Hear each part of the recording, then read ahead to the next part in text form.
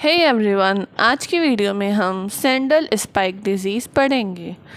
इसके नाम से ही हमें पता चल रहा है इसका होस्ट है सैंडल। सैंडल का साइंटिफिक नेम है सेंटेलम एल्बम। अब ये सैंडल के जो ट्रीज़ होते हैं वो जनरली साउथ एरियाज़ में पाए जाते हैं, तो इसलिए ये डिज़ीज़ भी हमें साउथ की साइड ही मिलेगी। तो सबसे पहले इस डिज़ीज़ को मैककार्टी ने डिस्क्राइब किया था लेट 19th सेंचुरी में, और उन्होंने ये डिज़ीज़ कर्नाटका में देखी थी, कर्नाटका के कुर्ग में देखी थी। ये डिज़ीज़ कर्नाटका में बहुत ज़्यादा कॉमन है। इसके अलावा इसको इंडोनेशिया में भी देखा गया है। तो ये हो गया इसका जोग्राफिकल डिस्ट्रीब्यूशन। अब आते हैं इस डिज़ीज़ के सिम्टम्स।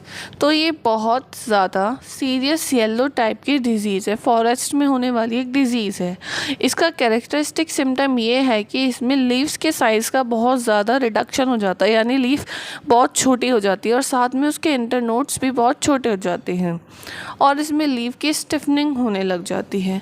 एडवांस्ड स्टेज में, यानी जब ये डिज़ीज़ की एडवांस स्टेज होती है तो पूरा शूट स्पाइक की तरह दिखता है। स्पाइक की इन्फ्लोरेसेंस का टाइप होता है। ऐसा इसलिए होता है क्योंकि लीफ के साइज़ में रिडक्शन होने लगता है और साथ में इंटरनोड्स के साइज़ में भी रिडक्शन होने लगता है, इसलिए स्पाइक के जैसा दिखता है। और ये जो स्पाइक्ड प्लांट होता है इसमें कोई भी फ्लावर्स और फ्रूट्स नहीं लगते हैं और ये जनरली 1 या 2 साल में ही मर जाता है ये ट्री। और इसकी जो लीव्स होती हैं वो क्लोरोटिक हो सकती हैं और कभी कभी इसमें डिफोलिएशन भी हो जाता है और इसकी जो रूट्स होती है वो श्रिवल्ड हो जाती है और धीरे धीरे करके डिसइंटीग्रेट हो जाती हैं।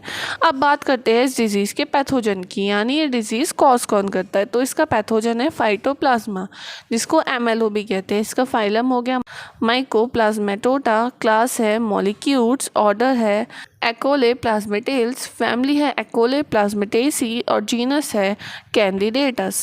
अब बात करते हैं इस डिज़ीज़ के वेक्टर की। इस डिज़ीज़ के पैथोजन को लीफ तक ले जाने वाला कौन सा फैक्टर होता है उसको कहते हैं वेक्टर। तो जो इस डिज़ीज़ को लेके जाता है, यानी पैथोजन को प्लांट तक लेके जाता है, वो है लीफ हॉपर्स एंड एफिड्स। ये दोनों जो होते हैं वो प्लांट तक इस पैथोजन को लेकर जाते हैं। अब आती है इसकी डिज़ीज़ साइकिल। तो इसमें सबसे पहले क्या होता है कि जो डिज़ीज़ प्लांट है यहाँ से स्टार्ट करते हैं। मान लेते हैं कोई प्लांट डिज़ीज़्ड है, अब उसके ऊपर आए लीफ हॉपर और उस लीफ हॉपर ने लीफ को खाना चालू कर दिया। अब उस लीफ हॉपर के सलाइवरी ग्लैंड में ये पहुंच गए पैथोजन, क्योंकि वो इन्फेक्टेड लीफ थी।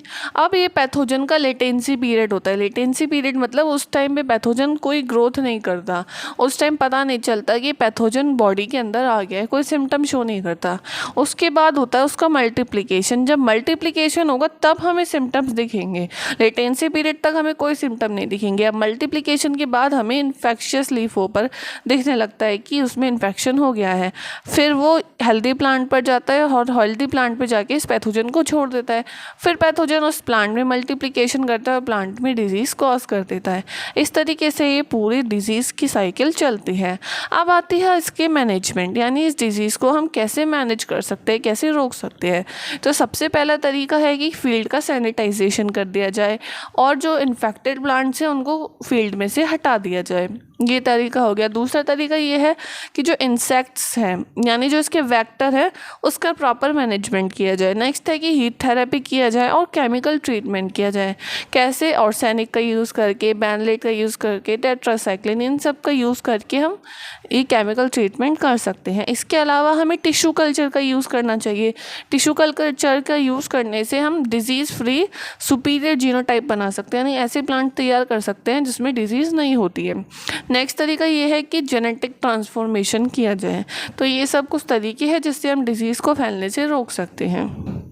अगर आपको इस डिज़ीज़ में कहीं भी डाउट हो तो आप कमेंट करके पूछ सकते हैं। वीडियो अच्छी लगी तो वीडियो को लाइक करें, चैनल को सब्सक्राइब करें। Thanks for watching.